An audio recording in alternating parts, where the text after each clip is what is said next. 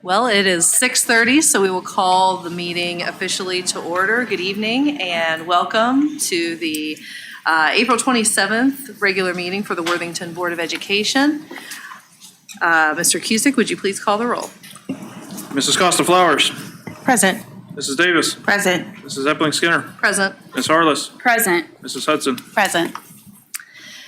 So for those of you in attendance in person or watching virtually, and in case you're wondering, Board Docs, which is our platform that we typically have our school board agenda, is down.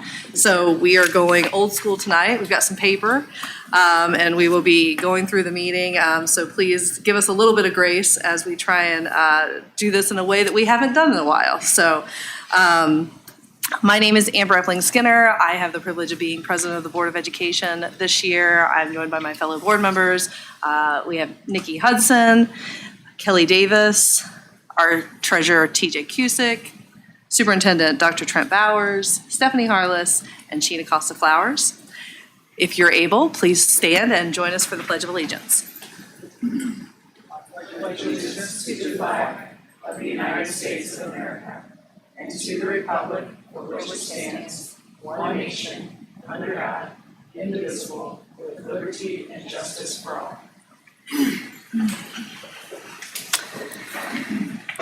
Next item on the agenda is the approval of the agenda for tonight's meeting. Can I get a motion?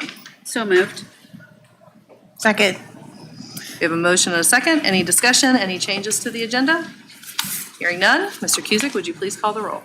Mrs. Costa Flowers. Yes. Mrs. Davis. Yes. Mrs. Epling Skinner. Yes. Ms. Harless. Yes. Mrs. Hudson. Yes. Motion carries. At this time, I will turn things over to Vice President Stephanie Harless. Oh, wait, I need a vote. Just kidding. Okay, thank you. So at this time, I would like a motion to recognize the students from Thomas Worthington and Worthington Kilbourne who participated in the Ohio Governor's Youth Art Exhibit, the Scholastic Art and Writing Competition, and the OCC Art Invitational. So can I get a motion? So moved. Second? Motion and a second. Mr. Cusick, would you please call the roll? Mrs. Davis. Yes. Mrs. Epling Skinner. Yes. Ms. Harless. Yes. Mrs. Hudson. Yes. Mrs. Costa Flowers. Yes. Motion carries. Now I will turn things over to Stephanie Thank you. Harness. Okay, so as President Epling Skinner mentioned already, we are very excited to recognize a number of students who have done just some amazing work and have been honored through their participation in the Scholastic Art and Writing Awards, the Ohio Capital Conference Art Invitational, and the Ohio Governor's Youth Art Exhibition. I was able today to go on and look not only at their works, but some of the competition, and it was amazing. And so to be honored here tonight, you are really have risen above. So congratulations to all of you.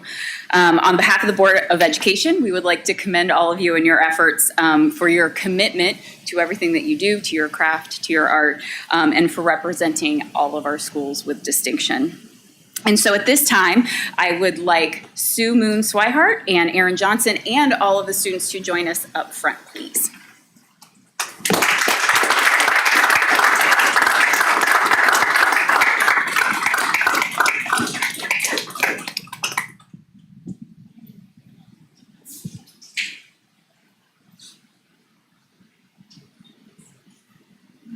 Thank you. If you guys just want to line up. And what I'm going to do now is I'm going to hand this lovely microphone to each of you so you can tell us a little bit about your students and their work. Hi, I'm Erin Johnson. I'm one of the art teachers at Thomas, and I specifically teach what is called craft, and that is basically jewelry and metal smithing. So my students are cutting and soldering and casting with silver, brass, and copper. And so the students that are with me tonight are the ones that have been working with that, with those materials for the past 2 and 3 years this evening. So with me tonight, I have Zivia Valdez. And in the Scholastic show, she ended up with 2 honorable mentions, both jewelry. And she also entered into the Governor's show and got 2 pieces into that.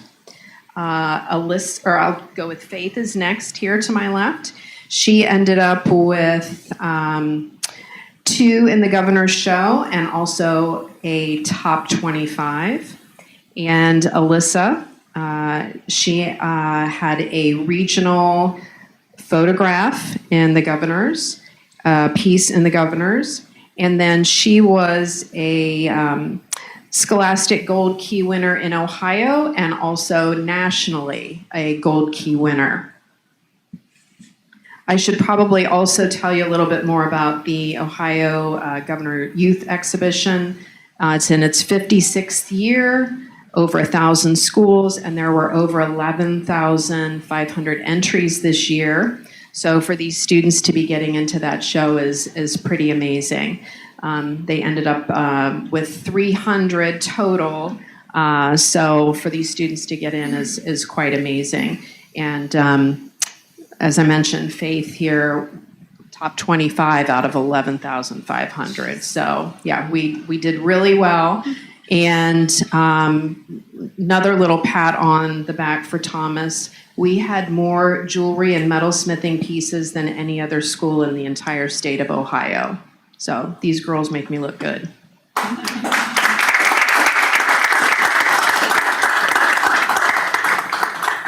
Hi, I'm Sue Swihart. I teach over at Kilbourne High School and Phoenix Middle School. And I want to thank you for having all the kids here because they do put a lot of work into it. I mean, you think of athletics and stuff, but these kids are dedicated, they're meticulous, their craftsmanship is fantastic.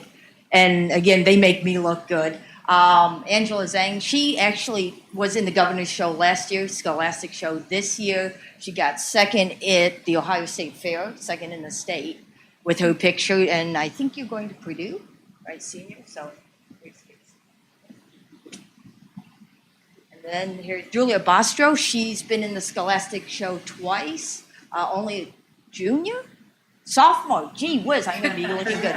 Only a sophomore, so excellent. And actually, she took it upon herself to enter the Scholastic Show because she didn't have me this year, and all of a sudden my name came across in an email, and it's like, wow, I don't even have her as a student, and she entered.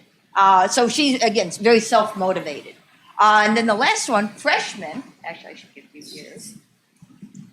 And this freshman, Sophia, she's in the OCC show. She actually took drawing 1 and drawing 2 her freshman year. I had her at Phoenix Middle School. And again, she is very meticulous. She's late on works because she spends so much time. She tells me she's up till 2 in the morning working on pictures and stuff. And she's totally dedicated. So as she gets to be her sophomore, junior, senior, it'll be amazing the work she does. But again, these kids have spent so much time just working on their craft, working on their drawings. Again, I'm just blessed to have them. So thank you.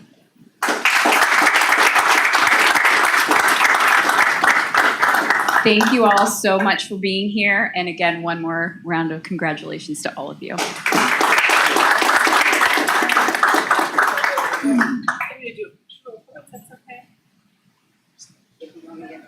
Yes, please.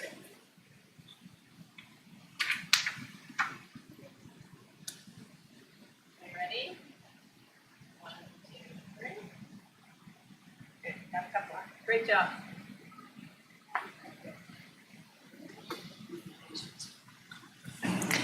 Thank you all and congratulations. Very exciting.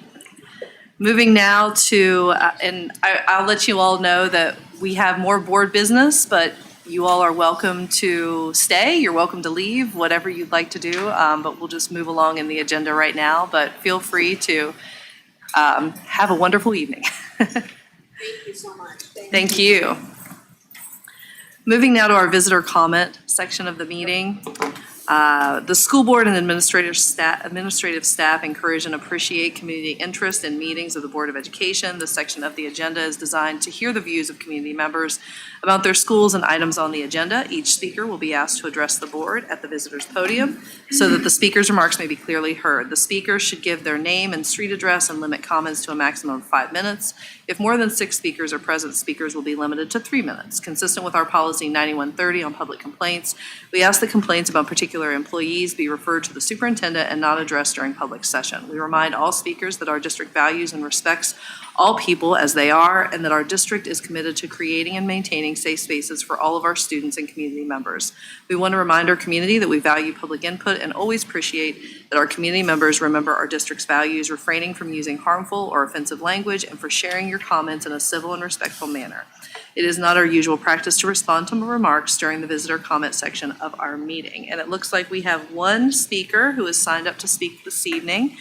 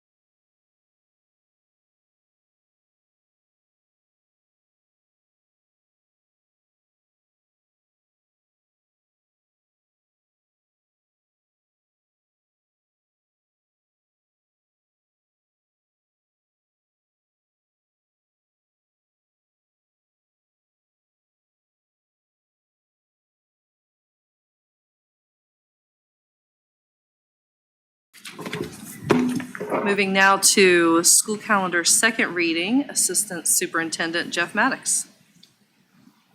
And while he's making his way up here, for your reference, in your packet, in your folder here, you have a copy of that calendar. Good evening, everyone.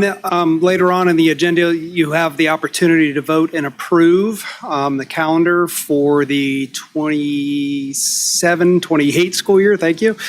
But I do want to remind you, on April 11th, the first reading took place, and since then, I have had no comments on it. Thank you, Jeff, and we'll get to that later in the agenda. Next, first reading Neola policy updates. Stephanie, do you want to take the lead here? I mean, yes. Okay, so hopefully everybody had a chance to read through these. There wasn't anything that I thought was unclear, Amber and I thought were unclear when we read through it. So I guess we'll just, I'm not gonna we'll start at the top and go in order and see, and just talk through any questions or comments that the rest of the board has as we go through our first read. So just start with 2431. Did anybody have any questions or comments on that one? I just had a question. Sure. Just, this is definitely new for us. Yep. And we don't have any current students that are participating, right? But do we see any challenges, benefits? Will the rollout of it will be under administrative guidelines? Is that how it will just kind of all play out? Yeah, that's accurate. I mean, our athletic departments actually are going to work with a third party to try to provide an NIL education to both athletes and families, and a resource. There are obviously concerns from a district standpoint about making sure that students just don't do something that puts their eligibility at risk. Also from a branding standpoint, from a school district standpoint. But as we know, Ohio High School did allow NIL and so we're working through the policy and roll out of that. Is that like similar to how you do like ATOD prior to a season? We're kind of building this ship as we go. Okay, understandable. So, we are kind of ready after this policy passes with a communication to families that are at the high school, and kind of a first step of here's a resource, and here will be parent education and athlete education around NIL and coach education. Okay. But it's certainly an evolving space, Kelly. Okay, thank you. Anybody else? Okay, moving on to 3440, and then the mirrored policy in 4440. Did anybody have any questions or comments on that one? This is just coming up to date with everything. Okay. All right, entrance requirements, 5112. There's a few markups on there. Was everything clear to everybody, or any questions? I had one question. Okay. So I'm on page 2, so It's okay. page 2 of what Tracy printed for me. Under each child entering the district's kindergarten or first grade program, et cetera, et cetera. And it says that the parents are responsible for these screenings. And I'm just wondering if there's a resource that so I'm asking Dr. Bauer, sorry. And if you don't know the answer to this question, it's okay, but I'm just curious if a family is unable.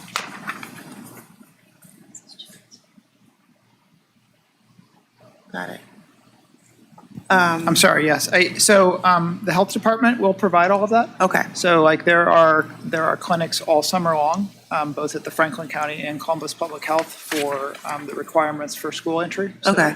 Those are things that we communicate both in the Welcome Center and then are publicly out there throughout the community, as those requirements are similar for all public schools in Central Ohio. Perfect.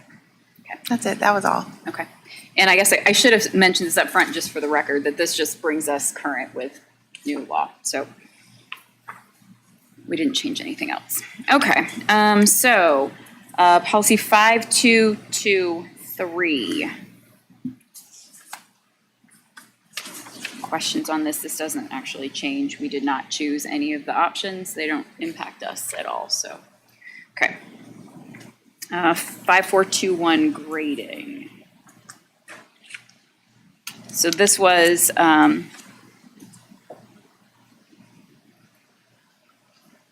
so there's changes from the governor's merit scholarship, but I believe Dr. Bowers reviewed this to make sure that we were in line with what we do as a district, obviously in line with the law. So those are the changes that you see in front of you. Yeah, so you'll see that for 5421 and then the next policy, 5430. Those both just articulate, we didn't have those in policy, we had them in handbook. And they're articulating our current practice, which is necessary because now the Ohio Governor's Merit Scholarship and direct admissions programs are in place. So we want to spell that out. So, and as mentioned, this reflects what we as a district do so that we're clear. Anything? Okay. 6220. Budget preparation. So, of course, TJ marked this one up. Did anybody have questions about that one? I have a question. Yeah. I just could you clarify, TJ? So again, I'm on page 2. You can cheat because you're next to me. Here where it says we don't have the following below language, and you're saying to continue to not have, and I just want clarification, so you could just explain why. Yeah, so the language we have up above kind of mirrors some of that. So we, there was a lot of attention on cash balances in this last state budget cycle. Some districts did not have a policy around reserves. We already did. So I think Neola is putting out to make sure if you don't, to have one, their boilerplate one down here, kind of, we say that up here. So we wrote this ourselves. Okay. It kind of does the same concepts as here, but it's much more detailed. So that's why we're not taking their recommendation, because we have that above Okay. in our current policy. Thank you. Okay. Okay, and then purchasing and bidding was also reviewed by TJ. This brings us in line with changes in House Bill 96 as well. It actually expands the threshold, so it gives us a little more wiggle room in the bidding process. Questions about that one? Okay. Do I have that twice? 6325.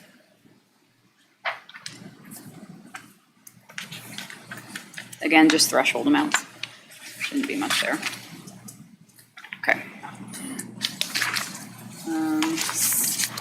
6423. TJ had all the fun with these policies. So just use of district credit card. We have our own language on here, so you'll see that. That's why all that's in yellow. I'll just add, if you want, for many of these, Sure. The Ohio Ethics Commission changed their ruling on rewards. Employees now, when they use their own credit card, they can earn rewards. In the old days, when an employee would, check in at a hotel and earn hotel rewards, we would actually have to come up with the value of those hotel rewards and reimburse them less. So they finally came to their senses, because you can't really get out of credit card or hotel rewards when you check in, it's under your name. So, and they've really gone down in value. So basically what this is doing is saying, mirroring what the ethics opinion says, that employees can indeed earn rewards. They're just not allowed to make decisions based on the rewards rather than the best price scenario. So that kind of impacts many of these policies. Okay. And then 6424, you'll see that we don't currently have this policy and we don't have a procurement card, so it does not apply to us. 6425, another one for TJ. It's just governing the use of our tax exempt certificate. Any questions about that? It's pretty straightforward. Okay. 6460, another TJ, vendor relations. So his markups are what you see. 6465. Again, same. TJ markup. Okay, and then we've got 754009, which is artificial intelligence. We do not currently have this policy. We need to have this policy by July 1st. So first reading today, second reading next meeting will allow us to comply with this policy. I do want to point out that the way that we approached this is, as a district, is the same way that we approach all policy, where we have some guidelines and what we need to adhere to as a district in here, but there are a lot of other documents that oversee how that goes in execution beyond what the board oversees. So that's what you see in front of you. Does anybody have questions about this or discussion about this? I don't have questions, and I was actually going to address this later, but I think the timing Sure. is right. I had the opportunity since our last meeting to speak at the Ohio Women's Bar Association, the Columbus Bar Association's conference on artificial intelligence, specifically just summarizing or sharing what we as a district have done. And I want to commend Angie and the team for the tremendous amount of work that has gone into everything from policy to process to how it is integrated into our culture as a school. It's been done very intentionally, a lot of questions asked, trying to meet people where they are, help them understand what we're doing, when we're doing it, understand their fears at the same time. And I think the speaker that we had tonight exemplifies the fact that that's not always evident. All of that work is not always evident to our public, right? And that there will always be individuals who aren't privy to the full picture, and it will be upon us as a district to make sure we bring them along. But those conversations and the work that's gone into not just the policy that we're adopting, but all the work that's behind it has been going on for several years. Like, we're ahead of the game in this space. And I am very impressed and proud at where we are and the work that we've done. And I guess I just want to recommend that, we ask questions to the extent that we have them, which we always do, but we're not just throwing tools out there. We're not going forth blindly in any way, shape, or form. These are closed systems when we're using them so that we can keep our students safe. There's very much a difference between AI and generative AI. AI and spell check has been around for ages. So I feel like I'm a little bit just rambling at this point, but I would encourage, to the extent that there's any questions substantively regarding what we're doing in this space, that a sidebar conversation with Angie would probably alleviate any fears in that space. Does anybody have any questions on the policy, on any of the language? No, I think you guys did a good job of summarizing Kelly, it. It's okay. No, that's I where have a we question. do it. It's really just a clarification. So Sure. I did see, thank you for all this was, new policy is always challenging, even with the template, just to make sure that it is reflective of here, our district, and what our values are and what we intend to, how we intend to educate our students. Yeah. And make sure we're educating our staff, which, like, Angie was saying, or no, like Nikki was saying, that Angie and her team have done such a good job. And I know that you have been called even to present to other districts and other places around the country about the work that we're doing here. So I'm pretty confident in that. There is a portion here that talks about stakeholder engagement. Mm-hmm. And so I do appreciate that. And that goes to Elena's point of, having that parent interaction. And so, Point me so I can look. Where is it? I'm so sorry. That's okay. Page 2 in It's on my page 2 in the middle. Oh, I see it. Thank you. Yeah. So I'm sure that this is, Dr. Barrett, something you're going to, like, don't have any, nothing, but it's a work in progress, just like so many things that are new to our district. But just to point out that that's there and that's something that we're going to be engaging in, and I appreciate that. So just wanted to call that. Yeah, and I appreciate that, Kelly. I think that's an ongoing process of engagement. So I think Angie and her team have done a significant amount of face-to-face engagement, whether that's been ongoing with our curriculum liaison council over the last couple of years. That's, Angie and her team have met with department heads and departments at our high schools and our middle schools. They've met with students in our school district to find out what's their actual current state of practice and what are their questions and how do we build around that. So I think, we will continue to figure out what a stakeholder engagement look like, because again, a little bit like the NIL, we see this will probably be an evolving space, not just for the next couple of years, but for, the ongoing future. And so, Angie is meeting with her successor, Jennifer Korn, and that's part of that conversation. And when we meet for board goals, you'll see another AI goal, and you'll see Jennifer's name on that, kind of taking the mantle from the work that Angie's doing, because we see that as an ongoing process. But if there is feedback, they can reach out to Angie and her team. As far as just feedback on. Yeah, right AI. now, Angie be still the point person for that feedback. Rob and Emily always are, point people that you can reach out to if that's, dependent if it's specific for grade level. You guys, can I share one other thing Sure. that I looked up as we were sitting here? And that is Massachusetts public education does not blanketly restrict use of AI. Rather, they have implemented a framework that encourages thoughtful integration, equity, and safety. And I think that's just squarely in the space of where we are as a district as well. I think a lot of this is, we're going to revisit this policy a lot. And AI is changing faster than anything ever.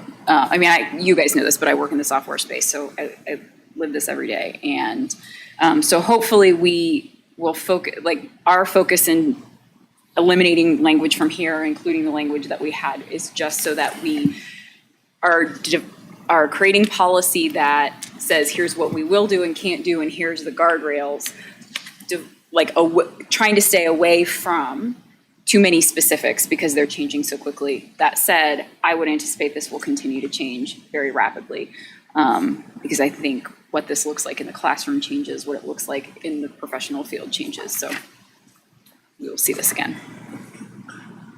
And I agree with a lot that's been said. The reality is, even though we're currently leading, and with AI, there is no way to be leading. And it is an evolving space, and I think that it is important to look at the research, watch it, see how things change, see how it's impacting, our children and their environments, as well as our educators and anybody who's involved. And we have these similar conversations, to Stephanie's point, in the organizations that we work with. And so we know that this continues to be a growing concern, and it is important that we have this type of engagement from our community. And I'm glad to hear that there's measures in place for our parents whoever wants to have a say to be involved in those processes. So thank you for coming out and, presenting this evening. Appreciate you being here. I just look forward to us putting our heads together to make sure that we are ensuring our integrity and our safety and, any concerns that might present themselves as we continue to watch this research, and that we're able to be agile and pivot. And to Stephanie's point, I appreciate the fact that we can offer that flexibility through the current policy and know that we're keeping our eyes, on the prize and staying, focused and diligent. So thank you. Okay, and then miscellaneous policies, 8,500 or 8,300, I apologize. Continuity of organizational operations, say that 3 times fast. We had looked at this once before and tabled it because we needed Jeff's input, but now we are at the deadline, so this will be our first read and our second read to get this in place by July 1st. So this one is a little bit dense, but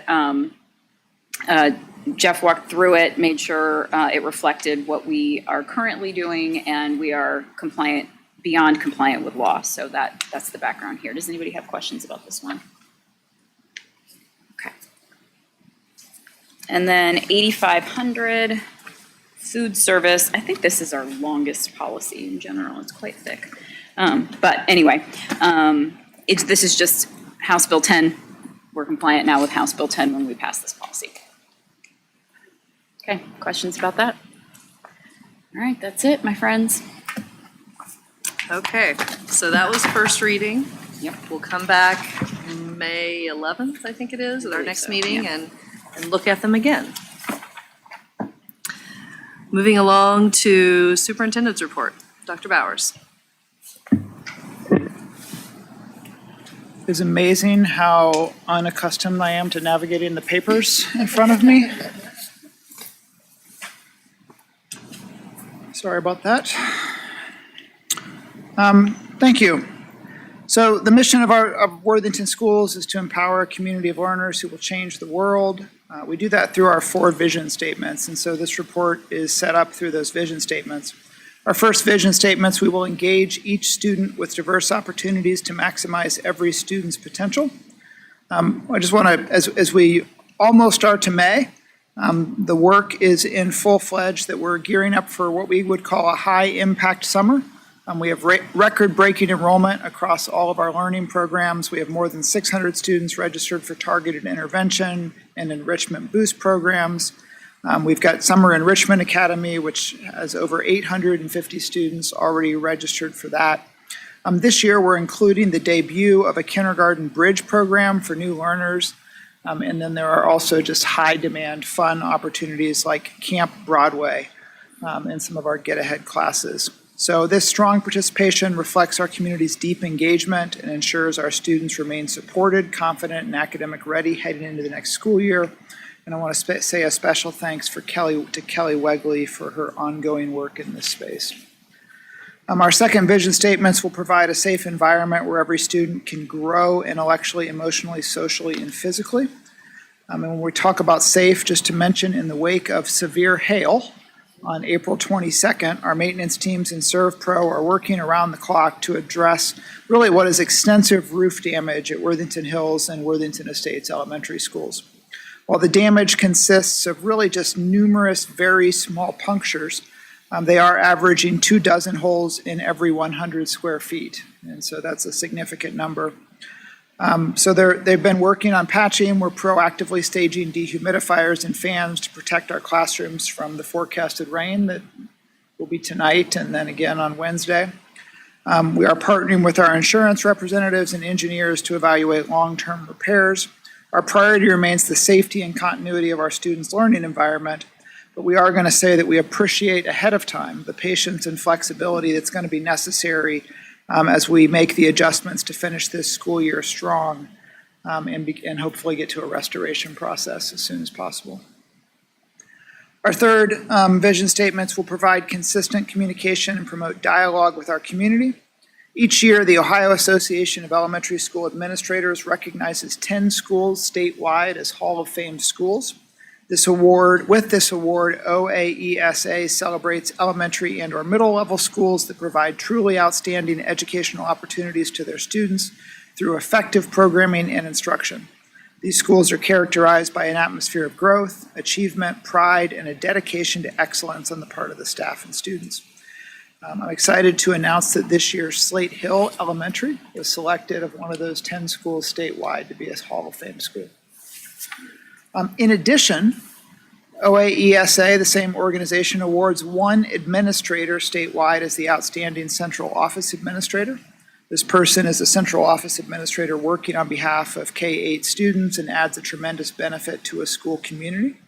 And this year, the Outstanding Central Office Administrator of Ohio is Suzanne Palmer, our Coordinator of Gifted Services. So both Slate Hill and Suzanne will be recognized at the annual OAESA statewide conference in June. But before that, we'll plan to recognize them at our May 11th Board of Education meeting. And then finally, we'll be responsible and transparent with our community's resources. We're pleased to announce the appointment of 3 exceptional leaders to our administrative team, 2 of which are here this evening. I'm hiding all the way in the back row. But first, Jen Hinderer will be the leader of Phoenix Middle School and Worthington Academy. We'll be asking for your approval there. Missy Grimmett will be the next principal at Sutter Park Preschool. Missy is here this evening, waving from the back. We're excited to welcome Missy to Worthington. And April Walsh will be our new coordinator of special education. Aquarius Hopkins also will be the new principal at Worthington Hills Elementary School. So all 4 of those are on the agenda tonight. Just Missy and April are here this evening. So, well, I guess what we would want to say is that each of these leaders shares a steadfast commitment to building inclusive cultures and fostering strong community relationships. We're incredibly excited for the vision and energy they will bring to Worthington schools. And we're going to wait to say welcome officially until the board votes, but they will vote yes. So, I think. President Epling Skinner, that's my report. Thank you, Dr. Bowers. Any questions or comments? No, moving right along. TJ. Thank you. Good evening. My report is a little bit more lengthy tonight than usual, so please bear with me. I'm going to speak on 3 different related topics regarding property taxes. So if you followed along with my monthly financial reports, you'll know that the county auditor delayed property tax due dates. That created timing issues for us. We're still waiting on our money. We were informed last week that normally we get final settlement in March. We were expecting it in April. We're now told that it could be mid-June. And so time is money. That does cost us on interest, but more importantly, I'm concerned that we will get it in time to close our books before the fiscal year ends June 30th. We're told that not only the due dates impacted that, but various components of the different offices, county treasurer, county auditor, upgraded computer systems, had trouble communicating with each other. And so we were hopeful that that comes by mid-June, but that could cause us an issue with year end.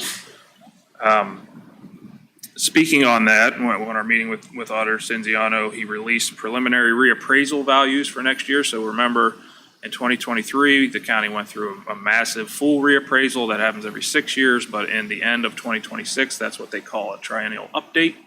And so Worthington projected values are going to increase 9%. That's right in the middle of the county, between 8 and 10. There's some outliers that are a little bit higher. It is important that all of us continue to communicate that that does not mean property taxes will go up 9%. Even the small amount of inside millage that we used to get growth on is now capped at inflation with the latest legislation. So continue to remind all your neighbors that our tax rates will actually go down during this update cycle. It's confusing. Ohio tax laws are complicated, but they do protect homeowners because of that complication. And then lastly, we saw that the group that's seeking to gather signatures to place an amendment on the ballot to eliminate property taxes held a press conference this week. They indicated they have not yet met the signature goal. I think they're about 3/4 of the way there, and they're going to continue their efforts to move forward. At the same time, both governor's office as well as several state legislators and associations have raised concerns about the impact to local public services.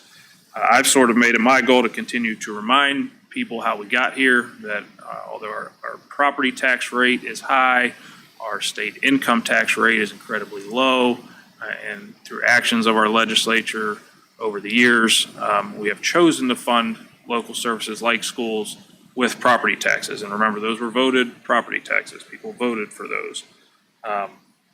So eliminating property taxes would shift some of that onto another form of tax or lead to gutting those local services. That's not just my opinion, that's simple math. So I hope everyone just tries to consume as much information in this area as possible as this continues to get media attention over the next several months. They have until July 1st to get those signatures. President Skinner, Epling Skinner, that is my update. Okay, any questions for TJ? No? All right, moving along, board committee reports and announcements. Who wants to start? I'm gonna call on somebody. I can start. I have a handful. So I was able to go to a vibe check at Kilbourne, and that was exciting for me because just scheduling wise, that was only the second time I've been to Kilbourne. So I was there for the first one, the last one. So it was nice to see what they have been working on, and they were working on projects to kind of personalize the space within the school, with an eye on thinking about like, how do I personalize this space for us, knowing that maybe in 10 years or 5 years, other students will want it to look a little bit different to reflect them. So it's such a great idea, because we talk all the time about kids feeling like they belong and feeling like they have a sense of place. And so having those little pieces reflect who they are as a student body is important. So that was exciting. And I also attended Curriculum Liaison Council, and we had a presentation from a high level on AI literacy. And so I think there's so much to communicate in that space. And so hopefully, I think that's step one in kind of just level setting. What is all this stuff? Not everybody works with AI in the same way or to the same extent, right? So we aren't all the same level of familiar with just what is available, what does it do, why is AI literacy important? I think we all can agree that having our students be literate is the ultimate goal, but so that was good. We had some good conversations, with hopefully more conversations to come. Jennifer Korn was able to attend, so Angie had a nice handoff in that space to her, so that was helpful. But I think we've talked about AI a lot tonight. So, well, obviously I had policy committee. I was able to attend pastries at the pantry like a week ago, and just Toya was there as well, and so we just got another inside look at all the programs that they provide. We were able to help with a small service project. One of the things that we learned that we were working on in the service project was packing snack boxes that the libraries will have for students to have when they come there after school, because they were finding that some kids were there for a long time, and kids eat all the time, they get hungry. So that we were able to help them provide a pretty substantial snack for the kids that were there. So that was good. And it's always good to hear the programs that they're providing for our neighbors, and things in that space. And then finally, and maybe Sheena can go next, because I'll talk a little bit about that and you can talk as well. Sheena and I, so one of our board goals this year that we talked about was learning more about lunches in general, very broad topic, but then specifically, what does that look like in the elementary school? Are there areas where we could do things differently, or, are there areas where we can create some efficiencies, and making sure that all of our, we know that we have kids that have 2 meals a day in schools with us. And so just looking at that with intentionality, not that hasn't been done previously. So Sheena and I had a meeting at Worthington Hills that Rob set up, and we got a really good view of the elementary school program, but then talked about, we both have elementary kiddos, but then talked also about the middle school and high school programs, and what our limiting factors are on length of lunches, right? Because we know that at the elementary level, they're very short. Most schools are at 15 minutes, but not all. Now, they have an importantly long recess, which we can all acknowledge is incredibly important, right, for them to go out. So we talked about, like, what's that balance? How, and then is there an optimal amount of time for them to be in the cafeteria? Because if they're in there too long, that can cause problems as well. So we talked through all of those things.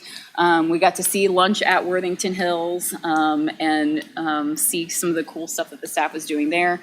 One of the things that we have just implemented recently is called a share table, and that happened after spring break formally at all schools. Some schools were already doing it informally, but that's a place where students can take packaged, so still packaged items like applesauce or cheese sticks or fruit, put them on the share table, and then any student, if they need more food, if they're hungry, can go and get some more stuff. So it's kind of doing double duty, where we're reducing waste, but at the same time reducing that stigma if there's kids that do need a little bit extra food, whether or not they need it because they don't have it at home, or just for whatever reason, but removing that stigma so that everybody has access to it. So that was something that I was really excited to hear. So maybe I will let you continue.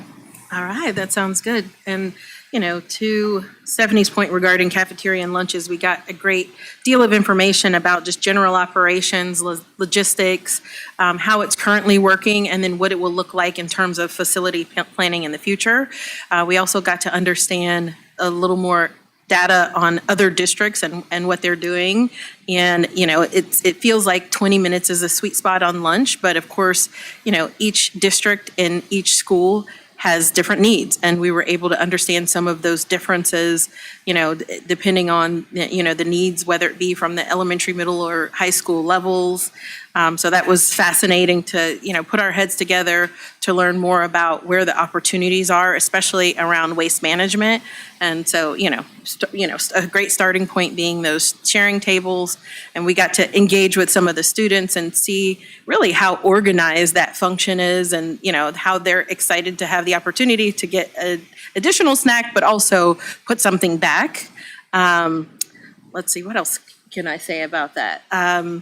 Really, we just want to optimize the time that our students are spending in the cafeteria and in recess because it's a time for them to decompress. So we talked a lot about opportunities for them to really decompress, find a little bit of balance, socialize. And it was also great to hear a little bit about the budgeting and the financial pieces, as well as student preference. And, the idea that students have, times that they can weigh in and say what they like and what they don't like. And obviously some of that is through just general observation. We heard a little bit about Chef Sam and how our students are excited to see Chef Sam on site. And interestingly enough, a couple days later, my daughter was like, Chef Sam's coming for the barbecue at Worthington Estate. So it was exciting to get, her feedback there. I also attended a vibe check, but at Thomas, and the students were leading a vibe check presentation to the school and to their classmates, and it was featured on Flock Talk, which was super exciting just to see them put their heads together. And I'm sure Kelly and Nikki can provide some additional color to that, but it was like seeing youthfulness from a business mindset where everybody was just planning and putting all these pieces together, and there was so much collaboration, and it was just very well organized. It was exciting for me to see the leaders in our high schools work together to educate the students on something that they feel is very important, and they were really taking a hold of that. I mean, the adults in the room didn't even need to weigh in or weighed in very little because they were so engaged in this process. And so that was very exciting. Let's see, what am I missing? I participated in the insurance committee meeting. And, again, it's an opportunity for us to look at the numbers, but really understand opportunities to communicate to our, staff and educators, opportunities for them to optimize, a robust benefits offerings that we have here. And, really it's all about balance. All of it is, dollars and cents, but really a bigger picture, especially as we approach May being Mental Health Awareness Month, is really how do we get our educators and staff the resources that we need from the standpoint of just general well-being, but then also balance, the cost of the organization. And so it was great to be in that room of people and sit down and say, hey, how can we serve this body of people the best way that we know how? Was there anything else that really related but unrelated, I also attended the Worthington Partnership Annual Meeting. Some of us attended that, or maybe the meeting at the library. Crawford Hoying presented, and it was just great to see or hear about information about development in our area. In many ways, it's applicable, but that was just something that I did. TJ attended as well, but it's just great to see the growth of our community and how it can benefit our families and anybody who lives in our community, including potentially bringing in additional staff and educators based on just being an attractive community here in Worthington. So I think that's it for me. All right. Thank you. Kelly, do you want to go next? You said that you had a long list. I do. I do have a question though. So you got, first of all, I think it's amazing that, thank you, Rob, for arranging, and thank you for sharing your experience at Worthington Hills, so you can see, it helps paint a picture, around our conversation that we were having. But you were talking about there are different times. So did you find out how that's determined? So I won't speak explicitly it's for them, okay. but I was just so wondering. I will say that the constraints there are a lot of constraints in the district because every building is so different Okay. with different cafeteria spaces. Cafeteria space to student enrollment, meaning like some areas have a lot, like Estates has one of the biggest classrooms, but also has one of the biggest, or has the biggest student body. And so there's some jockeying that has to go on there. And then I believe, and correct me if I'm wrong, Dr. Bowers, the principals also have some control over their schedules as well and have to kind of figure out how everybody can fit into their periods. And so there's a little bit of flexibility there. Yeah, there's like a master schedule essentially. And, that's what we learned, some differences, in terms of the different schools, for example. Some schools have recess first and then lunch later and vice versa. And so, we were talking whether or not there would be an opportunity to maybe potentially lengthen the lunch period. But again, based on those master schedules, you're kind of moving around those minutes, even if it's just adding that additional 5 minutes. And you're trying to ensure that the students can get to where they need to be on time. And, so that it doesn't, Challenge. that's, one of the challenges, of course. It's possible, but it's to Stephanie's point, just a lot of juggling. But then thinking about what we know from our existing experience and how that informs what we do going forward if we look at, in 2028, look at a master plan and whether or not there are efficiencies and ways that we can design schools better. Okay, cool. Thank you. I do have a little bit of a list. It's because our last meeting was a work session, so we don't usually do committee reports and announcements. And it's also just, it's not that, I know I can speak only for myself because I'm me, but I think that I can say that I think we all share so that everyone knows and that we each other know all of the amazing things that are going on in our district. So it's not just to say like, look, I was here or there, but there are just some really cool things happening around. We just saw the volunteers and all the things that they're doing in their buildings and all the examples of what's happening in our schools. So I always love opportunities to be able to get in our schools or be able to listen to what's happening. So all that to say. I went to key communicators. It's just, we had 2 key communicators since we spoke last.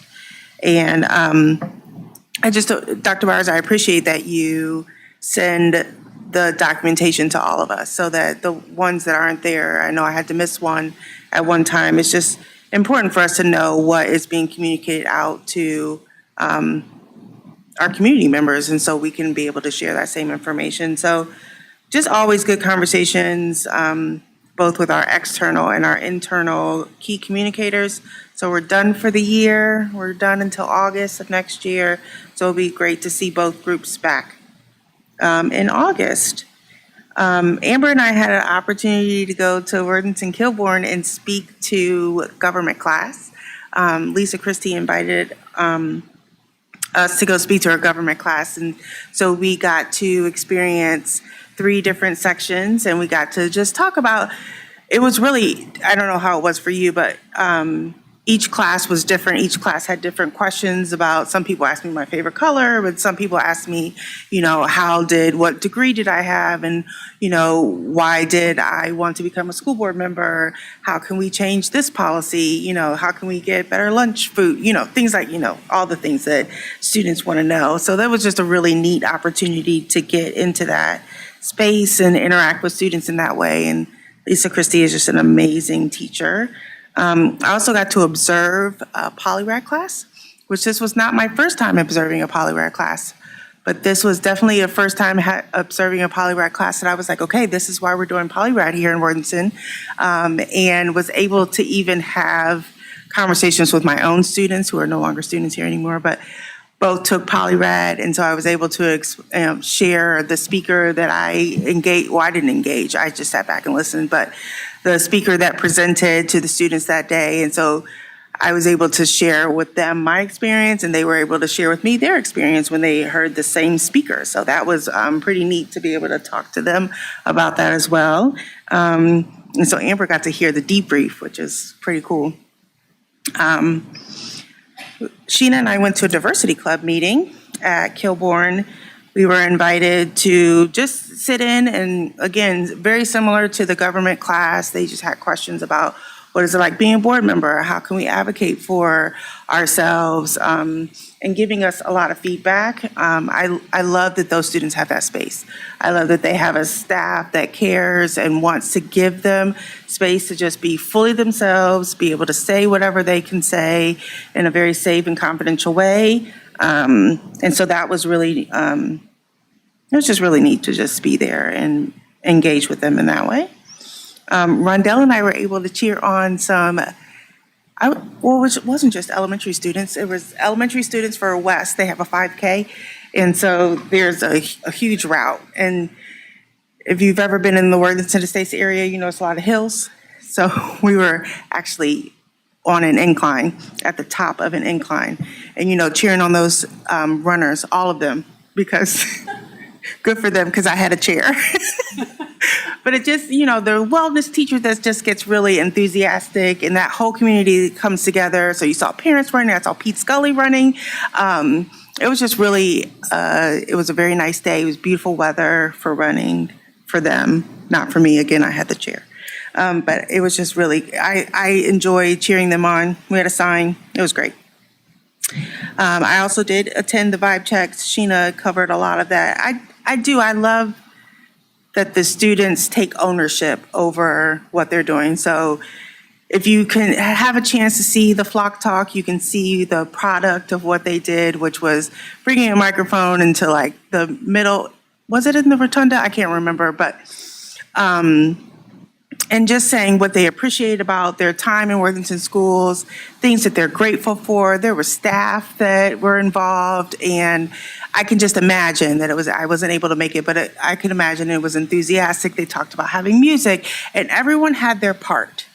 Everyone had their part, and I love that. That is what community is, and that is why we are bringing all of these diverse individuals together, because everyone has a talent. Everyone has a strength, and then it all comes together, and it makes this really sweet and meaningful moment for them. So it was really great to see that finished product, and I'm excited for them to come on May 11th to be recognized, because they've put in a lot of good things this year. I also was able to attend the Worthington Alliance, a Black Families and Educators Spring Parent Conference, which this is the second year that they've done this. I know you left off a lot of things. It's okay, it happens, there's a lot going on. She'd actually spoke at that event last year. So this was the second year that they do it. They opened it up to all families in the district. And they had 4 presenters. Jody Robertson from Perry came in and talked about transition from elementary school to middle school to high school. She had a whole timeline. I have to remember to get that email because it was really good information to provide. And Sarita Todd from Worthington came and she spoke about peer pressure and decision-making among students, and just gave a lot of information about that middle school time, which can be challenging for those kids that frontal lobe isn't quite all there. And just gave really good feedback on how to engage with our students and how to talk them through those things, and what are our students experiencing and how to help them through those things, and how to partner with the district with that. Toya came and spoke about her department and all the fabulous things that she's doing. And then Sarah Ward came and gave us a financial literacy class. And if you don't know Sarah Ward, she's a teacher at Thomas, and she's amazing. My son, sorry, Caleb, if you're listening. Caleb participated in her class a little bit, like he would shadow her class every now and then. She just is a wealth of knowledge. And that fact that our students have that, and I'm sure that's at Kilbourne too, just the knowledge that I didn't have growing up, to be able to prepare financially for your future, just nuggets. I learned things. I wrote down notes, so that was really good. Then I only have 2 more things, I promise. I went to the library breakfast, which was just really neat. It was at the Northwest Library, which is a special place in my heart because that's my library that I go to the most when my kids were little. And they were celebrating their 30th year anniversary. And the person whose name is escaping me, I apologize, but she gave me the history of how it just all came about and the partnership that the Northwest Library has with the Columbus Metropolitan Library, being right there on that Dublin schools, because they're a Columbus Library district. And this is the partnership that they have and the collaboration that they have there. And so it was just really neat to hear that history brought in. And lastly, I had my first chance to be at the Thomas Worthington Auditorium, which is beautiful, for the National Honor Society induction. It was really great. Toya spoke there as well and gave lots of good nuggets for those students as they take on a major leadership role. But if you have a chance to go visit Thomas Auditorium, I've seen Kilbourne's, which is also beautiful. But yeah, so that was really good. And that's all I have to say. Nikki? I'm excited that you guys got to visit the Diversity Club because I attended a Worthington partnership meeting and for planning of the Pride celebration in June. And one of the opportunities that they brought up with the district was, although it's during the summer, would our it's called Diversity Club at Kilbourne. I don't recall what it's called at Thomas, but would our students have an interest in doing anything, being a part of? Is there something they would appreciate the partnership doing in connection with Pride? So maybe I'll touch base with you afterwards as far as who would be what the best way to follow up on that. But grateful that they thought of the schools in that fashion. And I know Toya's always been wonderful of having a presence there as well. But if our students want to, that's a great opportunity. I had the pleasure of joining both of you, Sheena and you, Kelly, at the Thomas Worthington Vibe Check. And thank you, Trent, for encouraging me. I wasn't scheduled to be there, and I showed up, and I was like, oh, I'm not supposed to be there. And Trent's like, well, you're already here, you could stay. And I was like, yes, I do want to stay. So I really am glad that you did, because in addition, you guys spoke very highly of the students, and rightfully so. I'm going to take a moment to speak very highly of Toya, because you have an artful way of guiding and not directing those students, and positioning them to step up in a leadership manner and execute something that they've never done before. And that was just very evident that day. And they were all very excited, and it was great to watch the video of what they were able to put together. So kudos on the excellent work. And then, as I mentioned earlier, I had the pleasure of speaking on a panel of elected representatives related to AI with the Ohio Bar Association and Columbus Bar Association. But we shared that earlier. And then, what did I have here? Oh, I just wanted to make sure you guys were aware. I think that they're full, but not necessarily. I know that they were still looking for some volunteers. And so this week, you recall last year, the Worthington Education Foundation put together 8th grade professional days. This week is the one with KMS. I'm not sure that the other middle schools are happening this week. I only personally signed up with KMS, but I'll touch base with Jenny and Fierce and see if they're still looking for volunteers for that. Grateful for them. I'll just say that the fact that they piloted that last year and that they're rolling it out to the other middle schools. It really is just an opportunity for a middle school student to sit across the table from someone in a professional capacity, talk about their interests, ask a few questions, engage, and walk away feeling a bit more confident about their ability to engage in a conversation with a professional. We all know that you can talk about those things ad nauseum and what they can and what they should and shouldn't do, but actually starting to use those muscles is so powerful. So grateful to the WEF for putting that together. And then you guys mentioned key communicators. Amber, we switch in August. Would you mind sharing those dates, since I will be rolling on to that, just so I can make sure I can get it on my calendar? Okay, fantastic. That's all. Thanks. Okay. Let's see. Well, I have several things. I'll try and go through them quickly. Kelly already mentioned Lisa Christie's government class. I have always wanted to go to a poly-ride class. That was really fun. I did get to see the discussion. You got to see the speaker. So the way it works is the speaker comes first and then the discussion. And the students in that class are just so engaged, and that whole class is discussion based. So, just the participation was really fun to listen to, and I just sat back and let them go. Also got to have lunch in the teachers' lounge, which was kind of fun. State legislative conference. I didn't have anything in my notes really to bring back to you all. I mean, I was trying to find the slide deck that had like the bills that we're going through. I mean, OSBA is tracking so many bills right now. I just think we're going to see a big pause on this until we get to lame duck. So if I find that slide deck, I will share it with you. I was looking through my OSBA platform. But wanted to say that if we are looking to make any amendments to the legislative platform that OSBA has, that deadline is May 31st.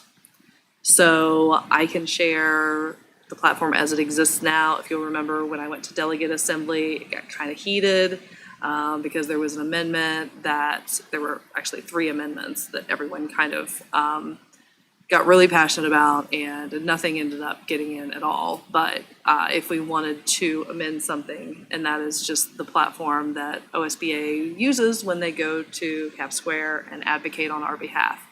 So I will send that around to you all, and just maybe we could, at the next meeting, if anyone had anything that they wanted to amend, because that deadline is May 31st, and we have one board meeting in May.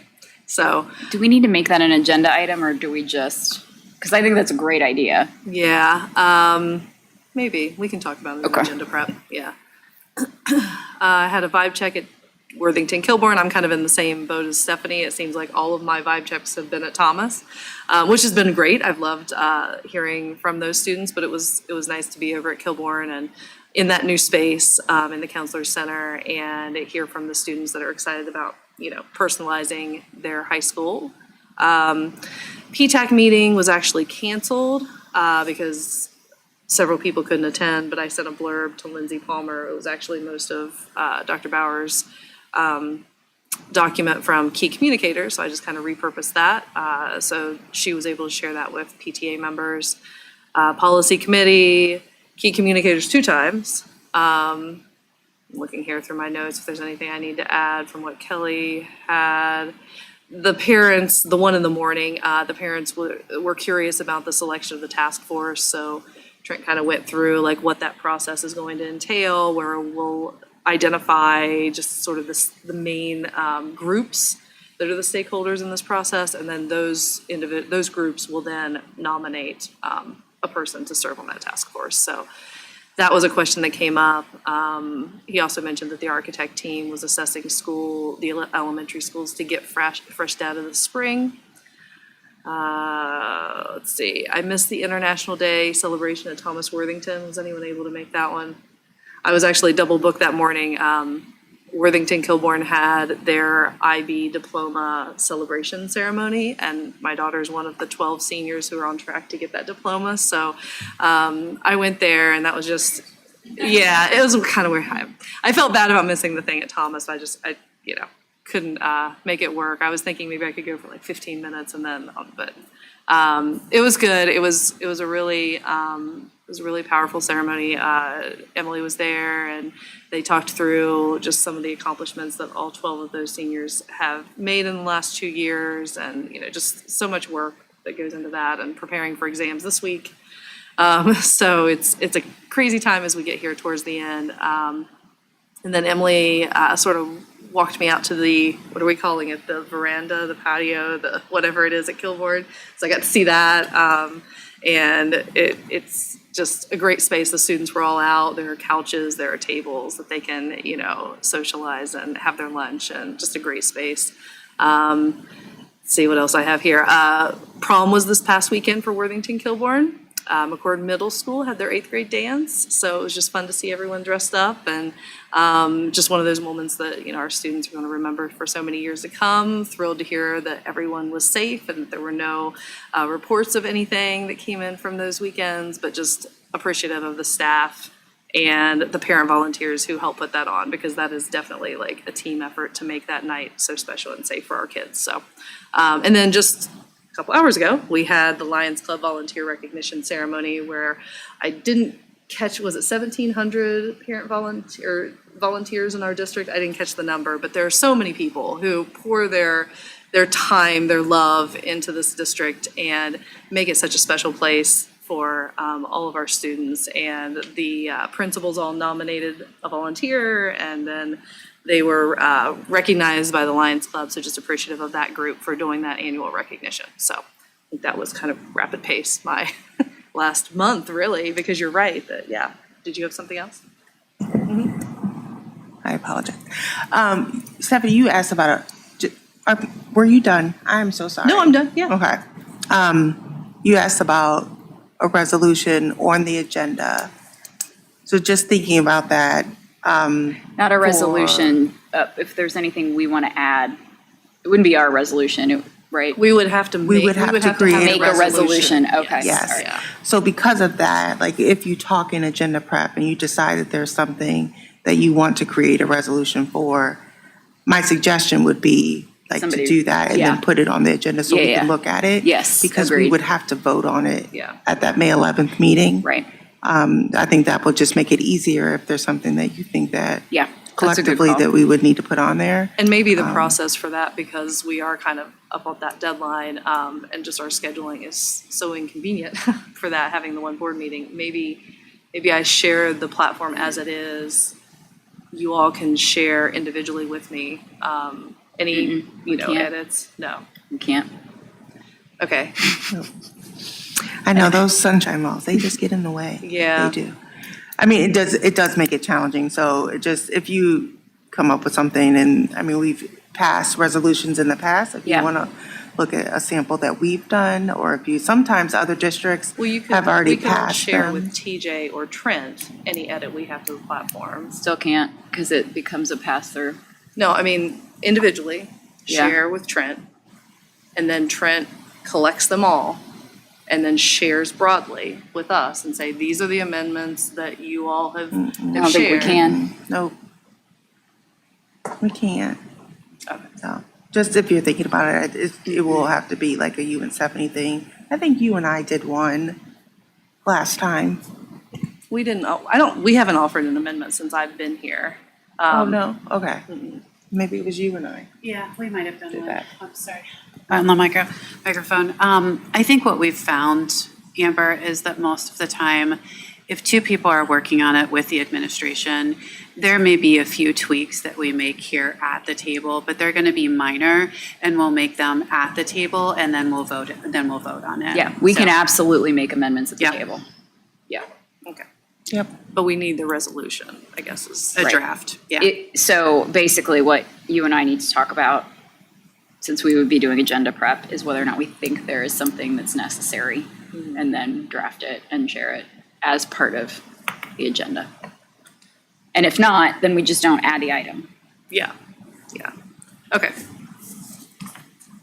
All right, anything else? Board committee reports, announcements? No? Okay. Moving now to the consent agenda. Dr. Bowers. Thank you. I'd like to recommend that the Board of Education approve the consent agenda. On this agenda, that is items F1 through H1. You'll see in the consent agenda a fiscal section, which has approval of minutes and appropriation modifications. You'll see a significant section on personnel, where you'll be asked to vote on resignations and the hiring of Melissa Grimmett and April Walsh. And then as we move past personnel, you'll see donations to the district, all of those in the consent agenda. So my recommendation is items F1 through H1, please. So moved. Second? We have a motion and a second. Mr. Cusick, would you please call the roll? Mrs. Epling Skinner. Yes. Ms. Harless. Yes. Mrs. Hudson. Yes. Mrs. Costa Flowers. Yes. Mrs. Davis. Yes. Motion carries. Thank you. Let me again say congratulations, Ms. Hanover.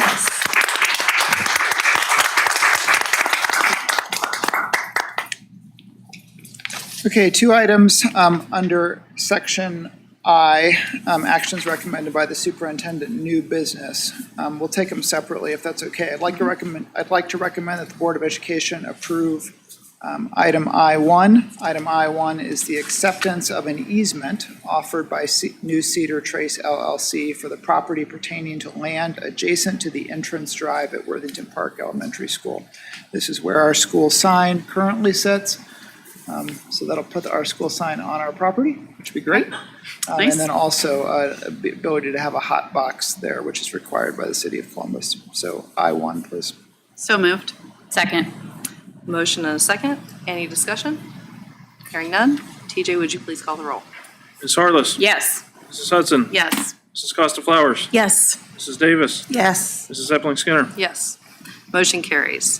Thank you. I'd like to recommend that the Board of Education approve item I-2. Item I-2 is the recommendation to approve the continued enrollment of a senior at Worthington Kilbourne High School whose parents have moved out of the school district. I-2, please. So moved. Second. Any discussion? Hearing none. TJ, would you please call the roll? Mrs. Hudson. Yes. Mrs. Costa Flowers. Yes. Mrs. Davis. Yes. Mrs. Epling Skinner. Yes. Ms. Harless. Yes. Motion carries. Bringing us now to J, agenda item J, actions recommended by the Board of Education, the approval of the school year calendar. We heard from Jeff earlier in the meeting. This is to officially approve it. Can I get a motion? So moved. Second. We have a motion and a second. Any discussion? TJ, would you please call the roll? Mrs. Costa Flowers. Yes. Mrs. Davis. Yes. Mrs. Epling Skinner. Yes. Ms. Harless. Yes. Mrs. Hudson. Yes. Motion carries. Getting mixed up in my paper here a little bit. Let's see, agenda item H, I believe, consent, nope. K, requests, questions, concerns from the board. Any? No. Hearing none, moving along. Calendar, our next meeting, which as Because we've Amber- referenced several times. What were you going to ask? We talked about something right before the meeting. I think I'll bring it up at the next one. Okay. Yeah, it's Got okay. it. Thank you. Thanks. I think, so May 11th, our only Board of Education meeting in the month of May. That's going to be at 6:30 here at the WEC. We're going to talk about the proposed budget and also we'll have a vibe check presentation with some of the students. So that will be a school community engagement update with Toya and the students. June 5th, work session, goal setting. June 8th, regular meeting here at the WEC. And that brings us to adjournment. Can I get a motion? So moved. Second. Any discussion? Hearing none. Mr. Cusick, please call the roll. Mrs. Davis. Yes. Mrs. Epling Skinner. Yes. Ms. Harless. Yes. Mrs. Hudson. Yes. Mrs. Costa Flowers. Yes. All right, motion carries. We're adjourned. Thank you.